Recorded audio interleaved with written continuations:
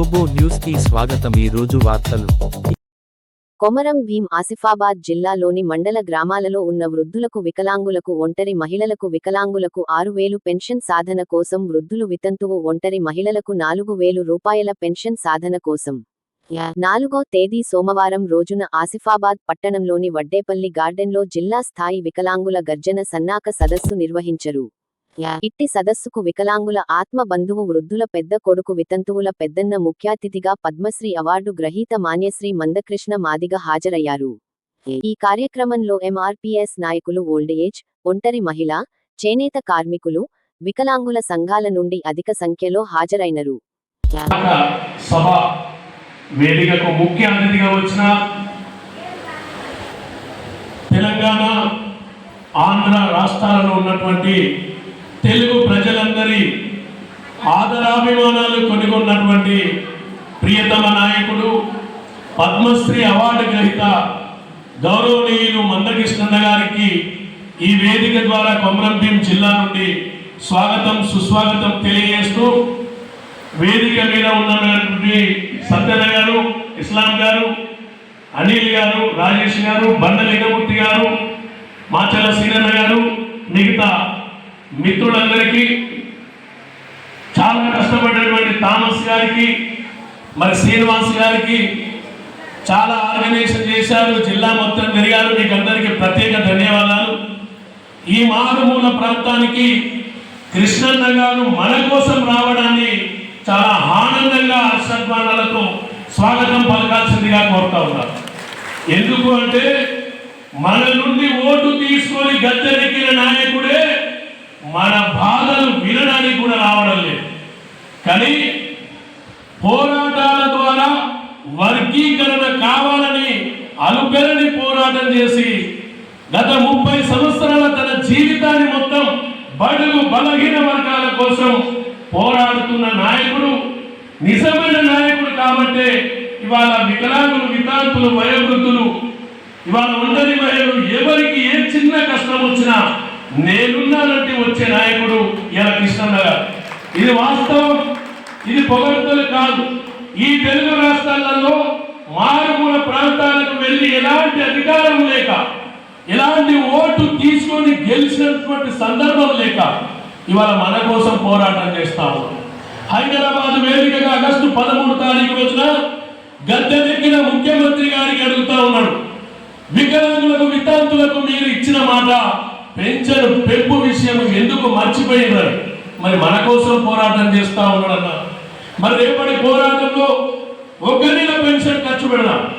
మనకి ఇన్ని రోజులు వచ్చిన డబ్బులలో 1 నెల పెన్షన్ ఖర్చు పెట్టి హైదరాబాద్ దాకా వెళ్దాం, ట్రైన్ ఎక్కుదాం, బస్సు ఎక్కుదాం, లారీ ఎక్కుదాం, ఆటో ఎక్కుదాం, ఎట్లన్నా చేసి కొట్లాడితే రేపటి పెన్షన్ పెరిగే విధానము మనకు భవిష్యత్తు బాటలు వేస్తుంది। కాబట్టి కృష్ణన్న చేసే ఈ పోరాటానికి ఆయన సారథ్యంలో ప్రతి ఒక్కరు కలిసి రావాలని వేడుకుంటూ అవకాశం ఇచ్చిన మీకు అందరికీ ధన్యవాదాలు।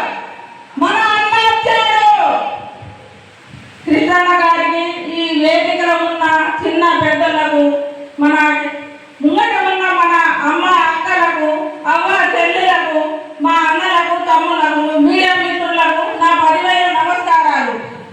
ఇగో చెప్తాను, కేసీఆర్ ఇప్పుడు తెలంగాణ వస్తుంది అని అంటే మన బీఆర్ఎస్ ప్రభుత్వం వచ్చింది। ఫస్ట్ టీఆర్ఎస్ ఉండే తర్వాత బీఆర్ఎస్ అయిందట, బీఆర్ఎస్ అయిన తర్వాత ఫస్ట్ 1000 ఇచ్చిండు, తర్వాత 2,000 ఇచ్చిండు, 2,000 ఇచ్చిన తర్వాత 2,000 కాదు అక్కలు, అల్లలు, అన్నలు, చెల్లెలు, తమ్ములు, వికలాంగులు, మీ కాళ్ళు లేవు, చేతులు లేవు, మీకు 6,000 ఇస్తాను, ఎవరన్నా ఒంటరి మహిళలు, ముండబొట్లు, బీడి కార్మికులు,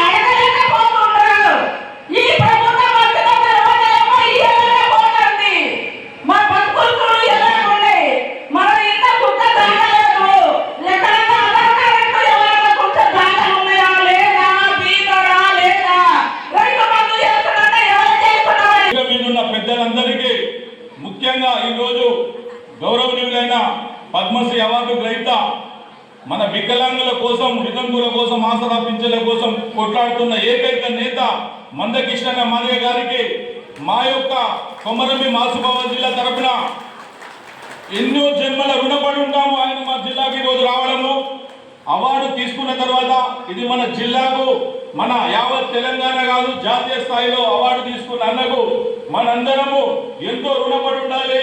రాబోయే రోజుల్లో భగవంతుడు అన్నకు అష్టైశ్వర్యాలు కలిగించు ఆరోగ్యం నుంచి మన కోసం కొట్లాడడానికి శక్తిని ఇవ్వాలని కోరుకుంటూ రేపు తీసుకునే పెన్షన్ల కోసము 13వ తేదీన హైదరాబాద్కు ఒక్కొక్కరిగా ఒక నోటితో చెప్పే ప్రచారానికి రూపాయి ఖర్చు రాదు.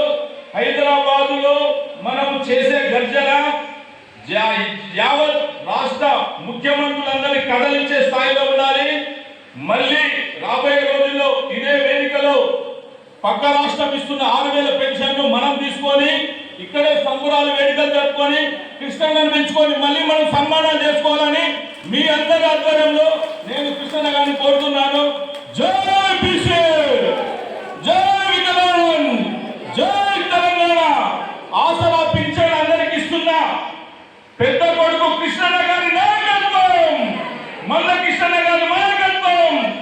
కృష్ణన్న గారి గురించి ఒక 2 నిమిషాలు చెప్తాను.